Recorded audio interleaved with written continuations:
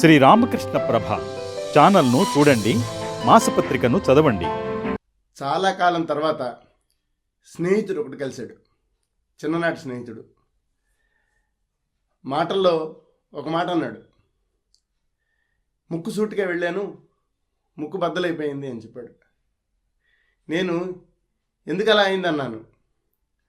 అంటే మనం చిన్నప్పుడు నేర్చుకున్న విషయాలన్నీ జీవితంలో పనికిరావు. మనం ఎలా అయితే మంచితనంతో మెలగమని, లేకపోతే ముక్కుసూటిగా వెళ్ళమని ఎలాగైతే మనకి చిన్నప్పుడు చెప్పారో అవన్నీ జీవితంలో పనికిరావు అని చెప్పాడు. ఇలాంటి స్నేహితులు మనకందరికీ జీవితంలో కనిపిస్తూనే ఉంటారు. ముక్కుసూటిగా వెళ్ళడం అవసరం, అవును నిజమే. అయితే అది ఎలా చేయాలి, ఈ విషయాన్ని ఈరోజు తెలుసుకోవడానికి ప్రయత్నం చేద్దాం. శ్రీరామకృష్ణ ప్రభ యూట్యూబ్ ఛానల్ ప్రేక్షకులందరికీ నమస్కారం. శ్రీరామకృష్ణ పరమహంస చెప్పిన కొన్ని కథలు మనం తెలుసుకుని వాటిని చర్చించి వాటిల్లో మన దైనందిన జీవితానికి ఉపయోగపడే విషయాలను మనం మాట్లాడడానికి ప్రయత్నం చేస్తూ ఉన్నాం. ఈ రోజున ఒక కథ, ఈ కథలో చాలా అర్థం దాగి ఉంది. మనం ఎంత ఆలోచిస్తే ఆ కథలో నుంచి మనకు అన్ని గొప్ప విషయాలు, మంచి విషయాలు మనకు అర్థమవుతాయి. ముందు కథ చెప్పుకుందాం, తర్వాత దాని గురించి మాట్లాడుకుందాం. రామకృష్ణ పరమహంస ఒకసారి ప్రపంచంలో ఎలా మెలగాలి అనే విషయాన్ని వివరిస్తూ ఈ కథ చెప్పారు. ఒక గురువు గారు ఉన్నారు. ఆ గురువు గారికి కొంతమంది శిష్యులు ఉన్నారు. ఆ శిష్యుల్లో ఒకడు ఒక రోజున వీధిలో నడిచి వెళ్తూ ఉన్నాడు. నడిచి వెళ్తూ ఉంటే ఎదురుగుండా పెద్ద మదొకటి ఏనుగు ఒకటి వస్తోంది. దాన్ని నడిపేవాడు మావటివాడు పైన ఉన్నాడు, దాని మీద కూర్చుని. ఆ ఏనుగు మీద కూర్చున్న మావటివాడు అరుస్తున్నాడు, ఏమండి తప్పుకోండి తప్పుకోండి, బాగా మదించింది, తప్పుకోండి తప్పుకోండి అంటున్నాడు. ఈ శిష్యుడు ఆ ఏనుగును చూసినా తప్పుకోకుండా అక్కడే నిలబడి దానికి నమస్కారం చేస్తున్నట్టున్నాడు. ఆ ఏనుగు వచ్చింది, తొండంతో ఇట్లా పట్టుకుంది, ఒక్క నెట్టింది. మనవాడు వెళ్ళి దూరంగా పడ్డాడు, గట్టిగా దెబ్బలు తగిలేయి స్పృహ తప్పి పడిపోయాడు. ఆ ఏనుగు వెళ్ళిపోయింది. ఈ స్పృహ తప్పి పడిపోయిన వాళ్ళందరినీ ఆ పక్క వాళ్ళందరూ కలిసి చేరి వాడిని పక్కకి తీసి పుడకబెట్టి వాడిని కొంచెం సపరికలు చేసి గురువుగారికి కబురు పెట్టారు. గురువుగారు ఆ శిష్యులు అందరూ గబగబా పరిగెత్తుకొచ్చారు. వచ్చి చూస్తే మన వాడు పడిపోయినాడు. కొంచెం సపరికలు చేసిన తర్వాత లేచాడు. లేస్తే అప్పుడు గురువుగారు అడిగారు, ఏమైంది నాయన ఏమైందని.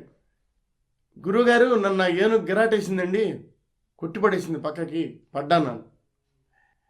అప్పుడు గురువుగారు అడిగారు, దానికి ఎందుకు అడ్డం నిలబడ్డావు, నువ్వు తప్పుకోవచ్చు కదా నువ్వు.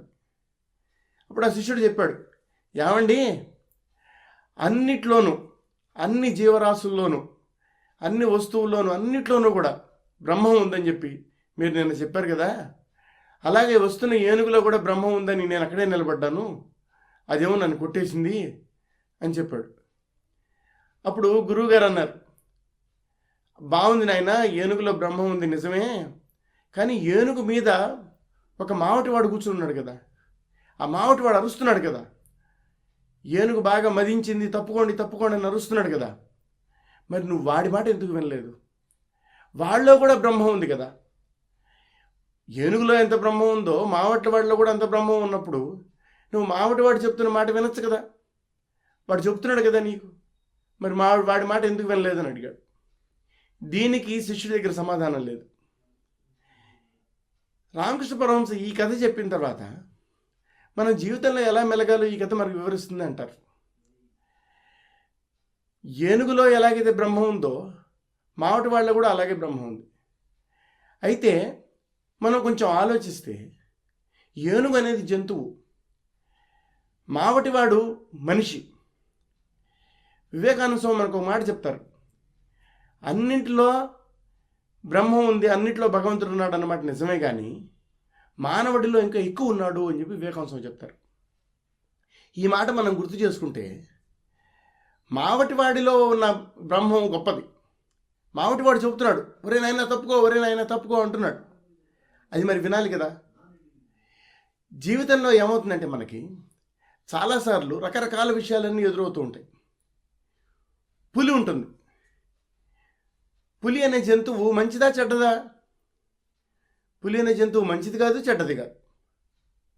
పులి కనుక ఎదురుకుండా వస్తే దాన్ని మనం కాగలించుకోకూడదు, ఎందుకంటే అది చంపుతుంది. ఏదైనా సరే మనం దాన్ని ఎంత దూరంలో ఉంచాలో అంత దూరంలోనే ఉంచాలి.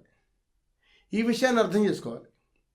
అన్నింట్లో దేవుడు ఉన్నాడు కదా అని చెప్పి అన్నింటినీ పట్టుకుంటే కుదరదు. ఒక కథ ఉంది.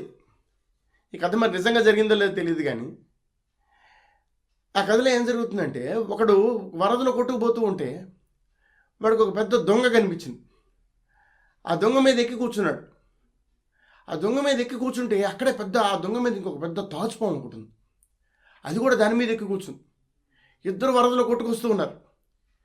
కొంత దూరం వచ్చిన తర్వాత ఎలాగ నెమ్మదిగా దాన్ని ఆ చేతులతో నెట్టి ఇంకోటి చేసి ఒడ్డు దగ్గరికి చేర్చి వాడు ఒడ్డు మీదకి దిగాడు. ఆ పాము కూడా ఒడ్డు మీదకి దిగింది.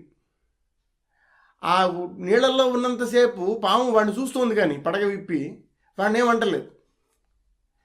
ఒడ్డు మీదకి దిగిన తర్వాత వాడు ఏం చేశాడంటే, ఆహా నాతో పాటు ఇంతసేపు వచ్చావు కదా అని చెప్పి దాని దగ్గరికి చేయి పెట్టి దాన్ని నెమరపోయాట. అది కాటు వేసింది. ఇక్కడ విషయం ఏమిటంటే, విషసర్పం అనేది కనుక మన ఎదురుగుండా ఉంటే దాంతో జాగ్రత్తగా ఉండాలి. ఈ విషయాన్ని కనుక మనం అర్థం చేసుకోలేకపోతే మనకి జీవితంలో చాలా కష్టాలు వస్తాయి. ఇందాక మా స్నేహితుడు అన్నట్టు, ముక్కుసూటిగా వెళ్ళంటే ముక్కుసూటిగా అన్ని పరిస్థితుల్లోనూ ఎలా పడితే అలాగా ఏది పడితే అది మాట్లాడడం ముక్కుసూటిగా ఉండడమా?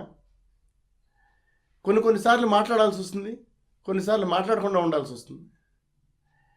మాట్లాడకుండా ఉండవలసిన పరిస్థితుల్లో మాట్లాడితే కనుక చాలా చెరుపు జరుగుతుంది. రామకృష్ణ పరమహంసే ఇంకొక ఉదాహరణ కూడా చెప్తారు. ఏమిటంటే, నీళ్లల్లో రకరకాలు ఉంటాయి. మనం తాగే నీళ్లు ఉంటాయి, అలాగే చేతులు కడుక్కోవడానికి, స్నానం చేయడానికి ఒక రకమైన నీళ్లు వాడతాం. బట్టలు ఉతకడానికి, లేకపోతే ఇల్లు కడుక్కోవడానికి, లేకపోతే ఇంకేదైనా కడగడానికి ఏమన్నా అయితే కనుక ఇంకా కొంచెం ఒక మాదిరిగా ఉన్న నీళ్లు వాడచ్చు. అంటే వాటిలో నలకలు అవి ఉన్నా కూడా మనం వాటిని వాడచ్చు అనమాట. కానీ తాగడానికి మాత్రం అన్నిటికంటే స్వచ్ఛంగా ఉన్న నీరే వాడతాం. నీళ్లు మంచివా చెడ్డవా? నీళ్ళల్లో రకాలు ఉన్నాయి అన్నది మనం తెలుసుకోవాలా వద్దా? ఇవి ప్రశ్నలు. నీళ్లు మంచివే, అయితే నీళ్ళల్లో రకాలు ఉంటాయి. అది తెలుసుకుని మనం వ్యవహరించాలి. అలాగే మనుషులందరూ మంచివాళ్లే, అయితే మనుషులతో ఎలా మెలగాలో మనం తెలుసుకోవాలి. అందరూ ఒకేలా ఉంటారని, అందరూ బాగుంటారని, అందరూ మంచివాళ్లేనని, అందరితో మనం చక్కగా మెలగాలని అనుకుంటూ మనం కనుక ఎక్కడ ఏం చేయాలో తెలియకుండా ప్రవర్తిస్తే అటువంటి వాళ్ళని వెర్రిబగులు వాళ్ళు అంటారు. అలా చేయకూడదు. మనం పరిస్థితిని తెలిసి మనం ప్రవర్తించాలి. శారదాదేవి ఒక మాట చెప్తారు, ఎక్కడ ఎలా ఉండాలో అక్కడ అలా ఉండాలని. పరిస్థితిని బట్టి మనం జాగ్రత్తగా ఉండాలి. అంత మాత్రాన మనల్ని అబద్ధం చెప్పమనో లేకపోతే చెడుగా ప్రవర్తించమనో చెప్పట్లేదు. అలా చేయక్కర్లేదు. మన మంచితనాన్ని మనం నిలుపుకోవాలి. కానీ ఆ మంచితనాన్ని నిలుపుకోవడంలో తెలివి తక్కువగా ప్రవర్తించకూడదు. ఈ విషయాన్ని మనం అర్థం చేసుకోవాలి. నిజానికి మంచితనంతో వ్యవహరించడం అనేది చాలా కష్టం, అంత సులభమేం కాదు. దానివల్ల మనకి రకరకాల ఇబ్బందులు కూడా వస్తాయి. అయితే ఏమైంది, ఇబ్బందులు ఎప్పుడూ వస్తూనే ఉంటాయి. మనం పని చేసినా పని చేయకపోయినా, కూర్చున్నా, ఏం చేసినా కూడా ఇబ్బంది అనేది వస్తుంది. కాబట్టి మనం మంచితనంతో ప్రవర్తించాలి, నిజం మాట్లాడాలి, ముక్కుసూటిగా పనిచేయాలి. ఇవన్నీ నిజమే. అయితే వాటిల్లో జాగ్రత్తలు తెలుసుకుని మనం ప్రవర్తించాలి. ఎలా పడితే అట్లా ప్రవర్తించకూడదు. శ్రీరామకృష్ణ పరమహంస చెప్పిన మరొక కథతో మళ్ళీ కలుసుకుందాం. అంతవరకు సెలవు. నమస్కారం.